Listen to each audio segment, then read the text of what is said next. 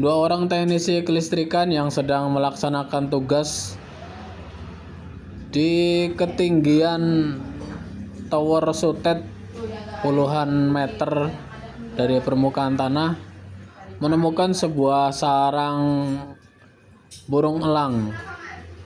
Namun mereka tidak mengambilnya dan hanya melihat-lihat, membiarkan elang itu berkembang biak di habitatnya. Ini merupakan sebuah gambaran para pejuang nafkah yang tetap bekerja keras, bertanggung jawab, dan juga tetap menjaga lingkungan.